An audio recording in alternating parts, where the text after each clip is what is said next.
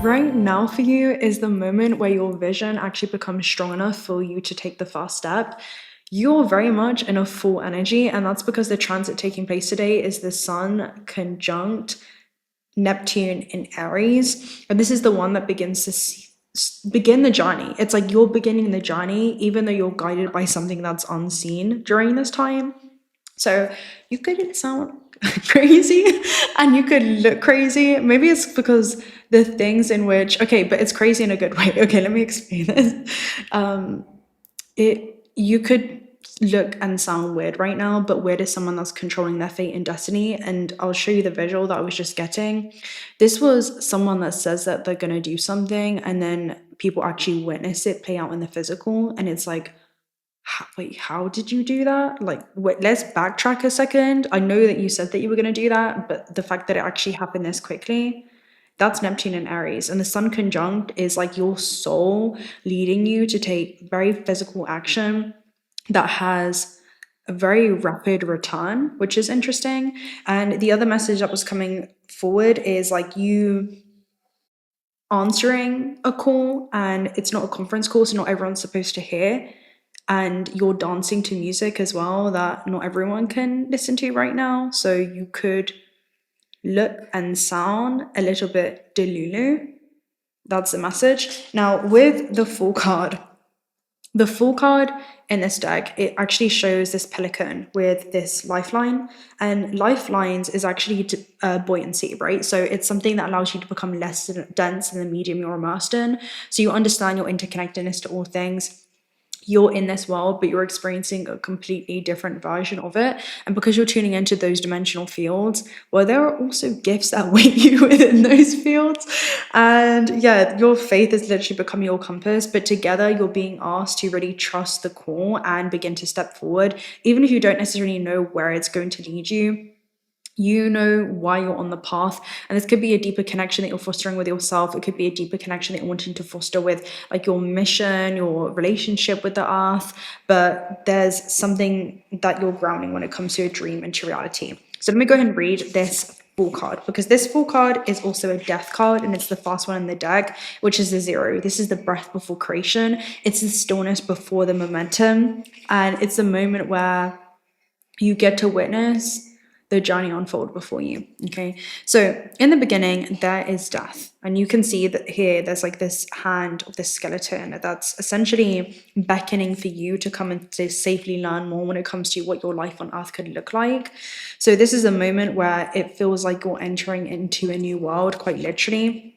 Because when the Sun meets Neptune, this is a vision that could like suddenly call you forward, maybe a spiritual reset of identity, or a leap that's guided by your faith rather than logic. And faith is a verb, not a noun, so it does require follow through and action. It's your believing that's going to lead to you actually seeing something come into fruition. It's not going to be, okay, I see it, now I'm going to choose to believe in myself. This is self-belief literally being a behavior that you've been able to cultivate and continue to honor your vision and honor the soul's mission in a way that could have been previously neglected, but not necessarily intentionally. It feels like more of a subconscious neglect of maybe being concerned of how you'd be perceived if you had gone full force on just betting on yourself. That's really what it comes down to. So we imagine it as a soundless dark void where there is nothing everywhere. But in this oracle, death marks the start. Ooh. Perhaps it's here that we can finally see death not as an impending force that we doom or fear, but rather an escort into our next chapter. I love this because this is literally you being escorted into your next chapter. I've just timeline shifted. Give me 1 second. I've done something that I've never done before. Give me 1 second. Right, but rather an escort to your next chapter. It's the end of a cycle and opens a door into a new lifetime to unfold. If death comes up in a reading, do not be alarmed. Take the hand that guides you as if it belonged to an old friend and grab it tightly. For death in this oracle is a sign of life, and it can represent a brand new beginning, a second chance at living, or mastering 2 lives within this lifetime. Beginnings can also be restorative, and it's more often than not that we forget to realize this beauty in the infinity of things. So this is not knowing the path, but being called to walk it anyway. So we're going to go ahead and pull a gateway of the light activation message for it, and a new identity that's essentially emerging from a vision that you may not fully understand yet, but you're trusting the unknown as you step into this chapter. Right, let's go ahead and take a look at this. Because the Fool is all about like trusting pure potential.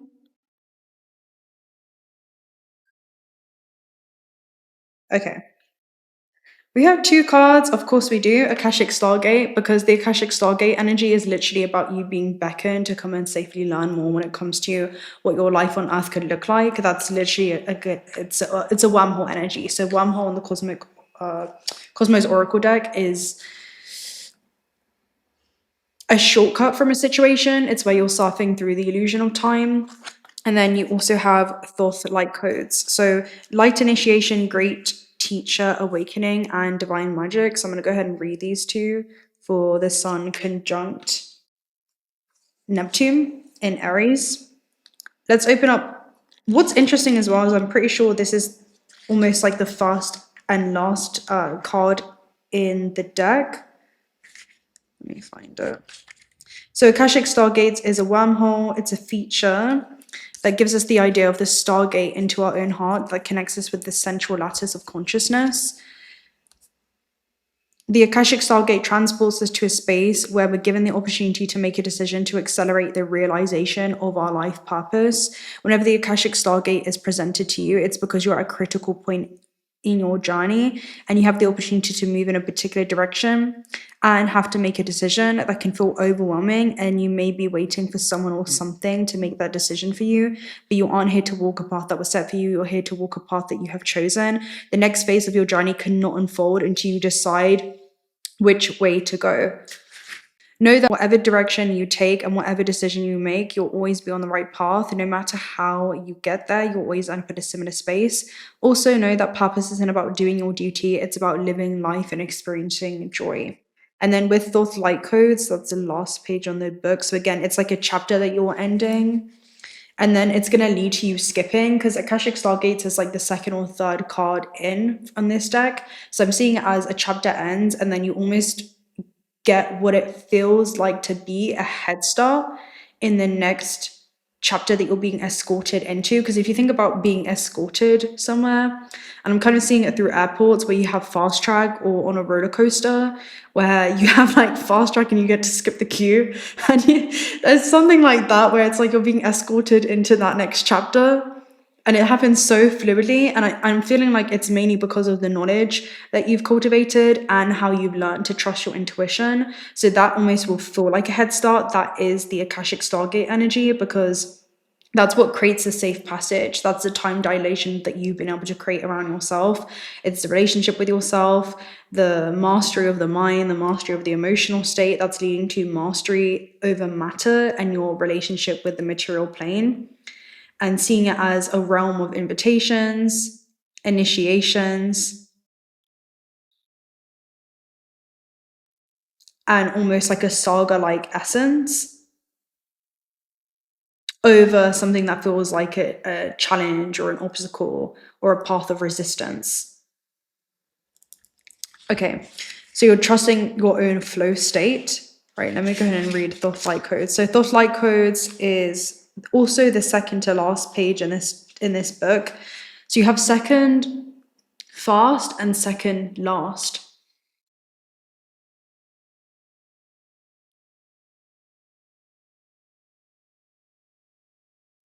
And I'm seeing like the pages almost like swivel inward. So it's almost like something's folding back in on itself. Maybe it's like a remembrance or relationship that you're coming back to within this lifetime that you've been able to return to throughout many incarnations. Okay, so Thoth light codes is Atlantean energy. And this is saying that you're blessed to connect with Thoth. You are going through a powerful set of light initiations at this time, and these are preparing you to lead and teach from a powerful space of love. In order to complete the process, there will be a release of old ideas and limiting stories, but this is necessary for you to connect with the true power within. Don't be concerned by the intensity of the energies that surround you now. Facing shadow parts of yourself and your story is essential for connecting with divine magic and evolved beings of light are there to lead the way. If you have any concerns or fears at this time, know that when fear gets loud, it's because you're on the cusp of something extremely powerful. Okay. Let's get a Cosmos Oracle message as well. And then I definitely want to get a Shaman's Dream Oracle message and the Magic of the Gathering message to take a look at the character and also the theme that you're moving through. Okay, so Pulsar makes sense, right? Pulsar is literally, it's a card that's on the money for what we spoke about when it comes to the collapsing of time and the quick pivots and turns, because this is like an interval. So it's a sequence of events. It talks about a roller coaster, which I'm pretty sure we said when it comes to the escort of the roller coaster. Okay, so Pulsar says this is intermittent. It's a roller coaster. So again, this is something that you're being escorted into, and it happens in intervals. And it says spinning at breakneck speed. So this is something that happens very quickly. Again, it's like a chapter closes, simultaneously a new chapter begins. It's kind of the moment of, they're showing it to me as like a border where, I remember like when you're on the border of an airport between two countries and it's like one moment you're in this country, the other you're in this one. It's kind of like it folds back that quickly. It's like it's a step forward that literally shifts your entire trajectory. So it could be a decision that you're making that's going to collapse or solidify this timeline into being. Let's also get another complementary card with that intervals. And the funny thing is you have Cosmos at the base. So this is a secret hidden order when it comes to why this is unfolding after one another, and it couldn't happen any other way. It had to go in this order. Again, it kind of reminds you of what we were speaking about yesterday, for you being prepared to actually be able to hold this. You are increasing your capacity to actually be able to sustain the things that you're building to become the version of self that's going to be able to hold, nourish, sustain, and rejuvenate. This path, it's kind of like an agricultural cycle where everything is in perfect alignment. All right, let's go ahead and see the other message with Pulsar.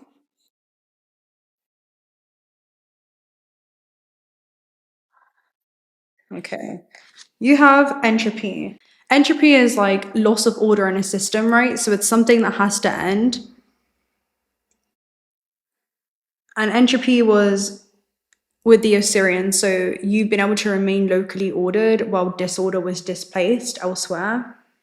So despite what it is that was going on around you or the changes in which you're experiencing, you're always able to return back to your center. And that's the very thing that's going to ground you. The relationship that you've been able to cultivate within yourself, even through the most treacherous journey, through the most tumultuous journey, is the very 0 point awareness that is actually going to allow you to observe the changes that happen around you, but be completely the observer of them. What used to overwhelm you now becomes an environment that you can fully not just be immersed in and not lose yourself while moving through them, but allow yourself to experience. It's the very thing that actually allows you to thrive. And it's funny because it's become your element now. Like something that used to overwhelm you, that maybe you used to resist, maybe when it comes to change, is now something that you've been able to see yourself thrive in. It feels like the brain kind of rewiring itself as well, and the body learning that change can feel equally safe, especially in the reward that awaits you on the other side of that pivot with pulsar. Right, let me read entropy. Entropy is loss of order in a system, and it indicates a level of molecular uncertainty. Okay, so again, this is very much the full energy because you're moving forward and taking that step, even if you're not 100% certain of where that path is going to lead you. It's like as you walk the path begins, it continues to unfold in front of you. So this is a measure of the amount of energy which is lost due to being unavailable to do work. It's the transition from a disorderly state to an even more disorderly state. Therefore, the notions of this are microscopic. Order and disorder. This is the Greek word for confusion derived from a twisting motion. Turn around, return, or change the layout. Did I say that where it was like that twisting motion of like the pages that were kind of just like folding into each other? That was very much the way that I was seeing it. So it says, get down to earth, introduce organizations, establish your ideas, and you can claim your hesitation. And that can help you overcome the molecular confusion by putting order to that confusion. So entropy shows this disproportion. So if you think about things that are disproportionate, they're in balance, and there's some kind of way that you're gaining balance. Let me go ahead and look up the meaning for disproportion, and then we'll also overlay that into this too, because I feel like so this describes something that's not right in balance or size compared to something else. So dis is not, and proportionate is in proper ratio or balance. So something that's out of balance or not matching in scale or importance or intensity. So that could be the things that used to be in alignment with you once upon a time also just no longer are. So I'm just seeing like dead weight that you're releasing, but that energy is not created nor destroyed. It's only being transferred or I'm hearing alchemized into a high octave. So it's almost like you can release maybe the characters or the stories that have played out and actually begin to carry forth the wisdom with you, because that's very much full energy. Full energy literally goes to this reset of the world card, which I'm actually going to find and read because that's definitely going to do this justice. He goes through this story where he takes this leap of faith on himself and his journey, and he exits the cycle wiser than when he first entered into it, because he goes in and he meets characters like the magician, he meets the high priestess, the hierophant, the devil, he meets the the stalker, the temperance. He meets all these different kind of characters on his journey, and he learns something from each one of them. But by the end, he also learns not to attach to the characters themselves, but more so the information that he was able to access through those interactions from the different dimensions that they dwell and occupy in. And he understands that some of them are messengers, others of them are teachers, others of them, when he enters into this new cycle, it's more like a checkpoint or a turn of, oh yeah, actually, this is how far I've come. So a lot of these characters can end up becoming reference points for you or even milestones. That's also the way that I'm seeing it with the Fool's Journey. Okay, so the World card in this deck, I've just realized is actually my favorite card in the deck. And it's one of the reasons why I got that original deck, because the World card talks about your life on Earth. So you can see these events that have occurred throughout your space-time travels as something that you were separate from, or you could notice it as an extension of you interacting with yourself. The timeless consciousness, the infinite consciousness that's meeting itself over again and again and again through different faces, through different forms, in different places. Okay, so this is a beautiful card. It's one of the most beautiful cards, in my opinion, in the deck, and it talks about fulfillment and harmony. Giant hands lift you up. They pulse with love so deep that you can feel it coursing through your being. In this vast embrace, you're home in your new life on Earth, which is literally what we were saying as far as this next chapter that you're being escorted into is going to feel like no other.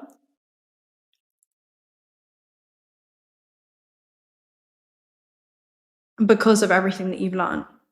Because it kind of feels like cheat codes, it kind of feels like you're accessing information that is higher dimensional just in nature, and then you're anchoring that information into the third dimension. So it's allowing you to play more with the system and yourself while being immersed within it. So when you were a young human, you could often recall your previous lives before being inside of this bodily vessel. It's comforting and it inspires you. This new life is exciting for a long time, but as you grow older, having spent more days on this planet, you start to forget your old soul. So the one thing that ages you is when you stop playing, right? Because humans suffer when they take too seriously what the gods made for fun. The moment that we stop playing, the moment that we stop creating, the moment that we begin losing ourselves in being overpowered in this external material plane instead of really becoming empowered by the experience that we've created for ourselves, always in benefit for the soul's evolution and growth, we begin aging solely because we disconnect from that source cord. And it reminds me of the scene in Tinkerbell where how they have that glittery like water fountain, and then they have like this whole golden sea or pool of elixir at the bottom, and they just fill it up with their fairy dust, and that's the very thing that gives them life. And it kind of reminds you of the tangled flower as well, where she's brushing her hair, and that is the vitality, that is the life force, that is the rejuvenating substance, I'm hearing, that gives her sustenance on her journey. Let's go ahead and decode that real quick. So something with sustenance refers to anything that nourishes, supports, or keeps something alive or functioning. It's what feeds and maintains life, physically, emotionally, or even spiritually. Yeah, so this feels like spiritual sustenance. Maybe that's like things that you do on a day-to-day basis, whether that's meditation, whether that's just ways that you subtly reconnect with yourself. I'm hearing that you check in with yourself. It feels like more like a check-in. Let me continue with the world real quick. So this is the very thing that keeps you going. Anyway, this life is exciting for a long time, but as you grow older and spending more days on this planet, you forget your old soul. It seems so far away in a different life, and this is your life now. So you adopt this world as your own, forgetting the real one behind until the next time around. And with great harmony, another cycle begins. Life on Earth has existed on this planet for billions of years, and you're here witnessing it. When you see this card in a reading, take it as a wonderful sign. It asks nothing from you but appreciation. Breathe in the air, feel it in your lungs, and exhale it back into the universe. You are alive, and that is enough. And the interesting thing is, the extra additional card from this deck is Dream World, and Dream World talks about a reconnection and a perspective shift that happens. And it's an optional card that you can choose to keep in or out of the deck. And it feels like this is where you are at this stage of your life, where there is contrast and the paradox of truth that coexists within you. And that could be you holding space for two truths being true simultaneously in the suffering of the journey, but then also zooming out enough where what felt like a storm now becomes a speck. And you get to kind of play with your own life, and you get to shift, and it feels like manipulate the narrative. That's what it is. So reconnection talks about, while life on Earth can sometimes feel lackluster, there is space where we can still dream. The dream world contains both dreams and nightmares, right, in the multidimensional plane. As they sparkle like scales in the water and offer glimpses into realities once not far from our own. Recall the power of this place and let it fill your voids. Do not let the trivialities of life dull your vision. What if our dreams are direct links to our past lives, and all we need is to remember that they too were once real? So it says readers may opt to take the dream world out of their deck, as it's not part of the original arcana and is unique to this edition only. The choice is yours to make. So with that, it definitely gives me an element of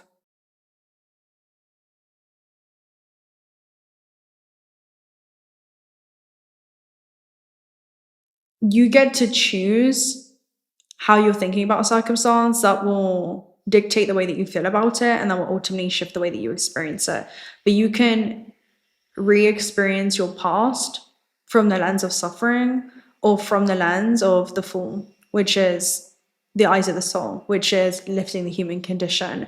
It's somebody who can be seen as naive for being optimistic and choosing to look at the brighter side of life, but that's simply a strategy to move through the density of the plane that we've created for ourselves to experience that level of contrast that has ultimately led to soul growth.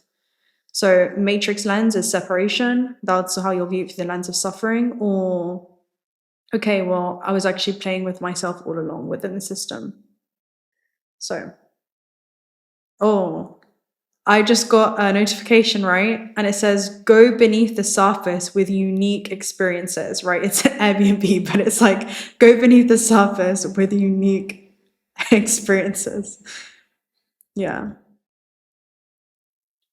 I feel like that's an invitation to go deeper and see the beauty in the unique experience, because it was designed for your soul's energetic signature to assist you with the very intentions that you had before incarnation. Yeah. Okay. Anything else? Let's get a. No, we already got that. So let me go ahead and get what I said I was going to do, the shaman's dream oracle message. Okay, so you have two, which is literally what we're speaking about, right? I'm going to read this card and let it speak for itself. Feast of Plenty, Choices and Their Consequences, first and foremost, basically talks about, well, you have this buffet when it comes to the selection of life, right? The characters, the timelines, the stories. And it tells you one warning, which is to avoid choosing the same thing if it leaves you feeling hungry for more. So that's really an Eight of Cups energy, where we are focusing more what it is that we're moving towards instead of what it is that we're moving away from. And that's just because something that we once wanted once upon a time no longer is. Now, Joyful Muse Inspiration is choosing to look at the brighter side of life. It's one of my favorite decks because it has that element of being a little bit silly. It has that element of being a little bit more joyful in the most interesting circumstances, because you are the juxtaposition. Like, that's the energy that I'm getting. It's like you are the juxtaposition. Let me go ahead and do that one as well real quick. Juxtaposition, because these usually have quite funny different. So juxtaposition is when two things are placed side by side and highlight their differences and contrast, right? So juxtaposition, the way that I learned it in drama class, is something that's extremely serious, but someone has like this funny, it has this funny undertone to it, or it's extremely funny even though it has a very serious undertone to it. So by putting things next to each other, their differences become more noticeable and powerful. So the film uses juxtaposition of light and darkness to create tension, and it's placing two things together that essentially create that contrast. So that could be where suffering and joy can still be found in the meeting, right? Even if you're experiencing profound suffering, there can be joy that's found in the meeting. So inspiration, the gift of play, and the inner child. The Joyful Muse invites you to be more playful and have more mirth and joy in your life. You have become boring to yourself, even as others continue to find you interesting. Circumstances have dulled your edges and it's time to change. Not the things around you, but your attitude. Blow a morning kiss to yourself in the mirror, smile at a stranger, wink at a child, and be mildly but elegantly inappropriate. The Joyful Muse is a source of inspiration, a wild and disruptive feminine force that compels you to invite more pleasure and delight into your life. Give yourself permission to be mischievous and find the humor and tragedy while careful not to become frivolous. The power of this muse will shake up everyone around you and invite you to create beauty and grace after the pain and tragedy you perceive in areas of your life, which is literally what we open up this reading saying. What do we say? We said something about you may sound or look a little bit crazy to those around you. The Joyful Muse often comes at a time when darkness prevails and the future seems dour. Embrace her gifts, being playful without being silly. Invite the child inside of you to come out for a play date. He or she can help you return to the innate innocence, the place of never been there, never done that, even if it's the same routine that you wake up to every morning. So that's how you begin to Create change in the present, even when it feels like there's not much change happening externally. You can change the way that you're experiencing it. Let's go ahead and get one card from the Magic of the Gathering deck for you.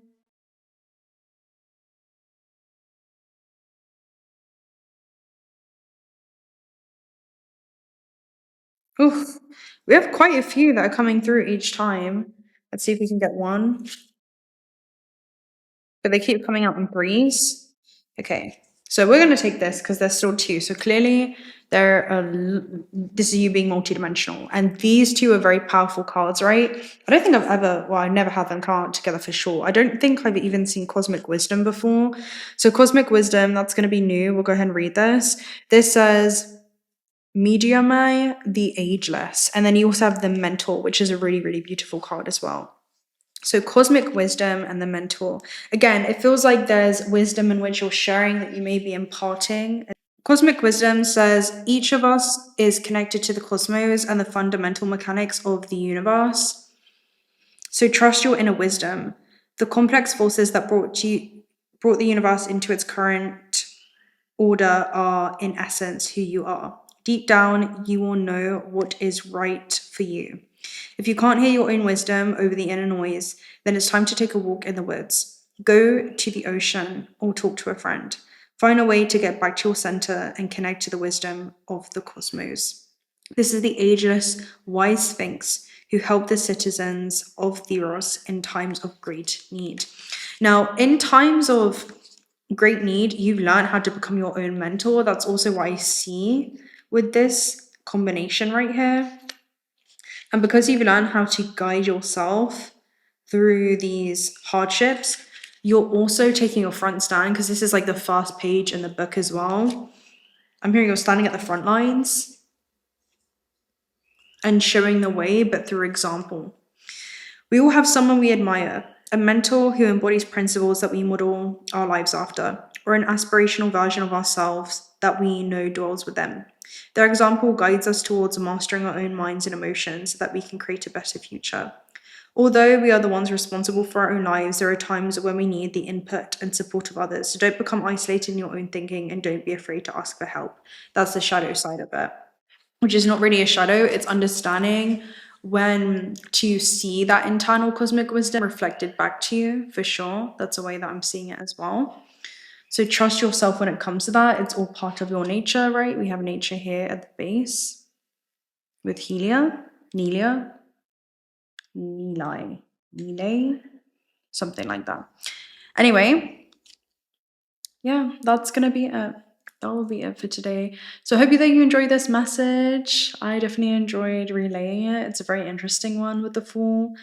If you're not already subscribed to the channel, do consider subscribing. We'd love to have you around. Personal reading details are also down below, but there is a waiting list if you're seeing this as this opens. But you can also inquire via email.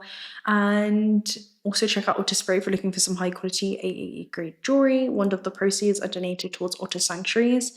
And I'll speak to you guys very soon. Until next time, bye.